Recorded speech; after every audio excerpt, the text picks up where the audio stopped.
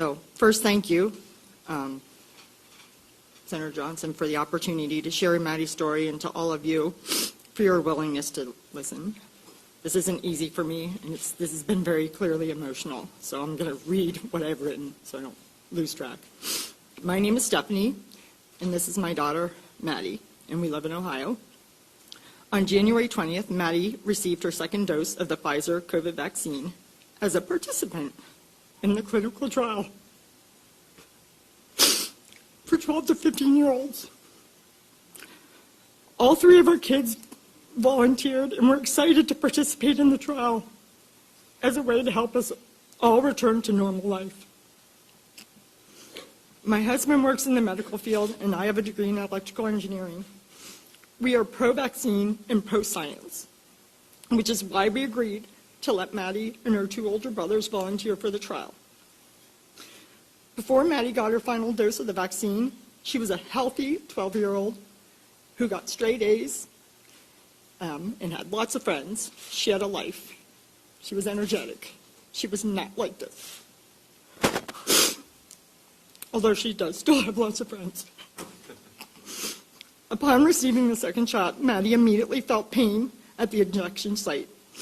And over the next 24 hours, she developed severe abdominal and chest pain. And the way she described the chest pain, and I quote, "It feels like my heart is being ripped out through my neck." She had painful electrical shocks down her neck and spine that forced her to walk hunched over. She had extreme pain in her fingers and toes. It actually made them turn white, and they were cold whenever you touched them. She had edema.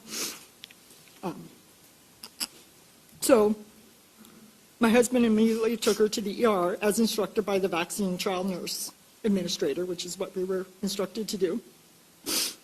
Her blood was taken for a renal profile and tested. She was checked for appendicitis, which she did not have, and given an IV with some medicine, then sent home.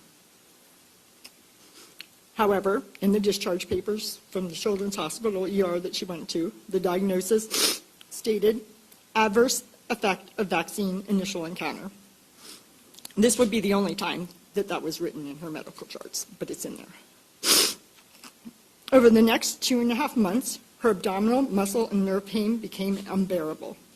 She had developed additional symptoms that included gastroparesis, nausea and vomiting, erratic blood pressure and heart rate, memory loss. She mixes up words, brain fog, headaches, dizziness, fainting. She fell and hit her head, and then seizures. She developed verbal and motor tics. She had loss of feeling from the waist down and muscle weakness. Drastic changes in her vision, urinary retention and loss of bladder control, severely irregular and heavy menstrual cycles, and eventually she had to have an NG tube put in to get nutrition. All of these symptoms are still here today. Some days are worse than others. Our greatest challenge came when her doctors began to consider an alternative diagnosis. Well, she really didn't have one before, so it was the first one. So, like everybody else, she had lots of tests, but not nearly as many tests as everybody else, and she's a child.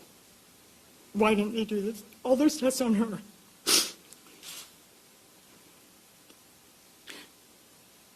Sorry. So, because they couldn't figure it out, one physician labeled her as having functional neurologic disorder,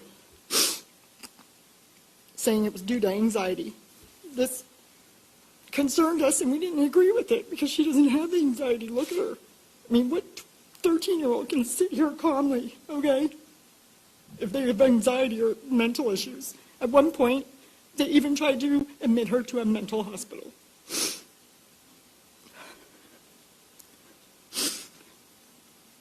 So we did seek additional medical opinions, some of which came from this group. In June, we connected her neurologist with another doctor that's doing research on adverse reactions like Maddie's. She was finally provided, but they finally gave her an MRI, did an MRI of her brain, an MRV, and a bunch of additional blood tests. It took 5 months to get that done. Over the past 5 months, Maddie has been to the ER 9 times and has been hospitalized 3 times for a total of 2 months in the hospital.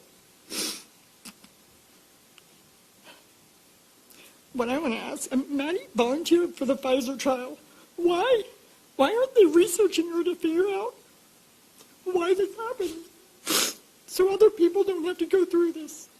Instead, they're just saying it's mental. If anybody's mental, it's me.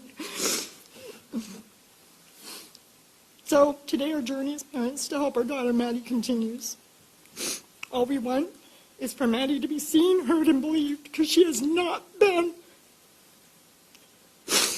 And we want her to get the care that she desperately needs so that she can go back to normal. Why is she not back to normal? She was totally fine before this. She did the right thing trying to help everybody else, and they're not helping her. Thanks.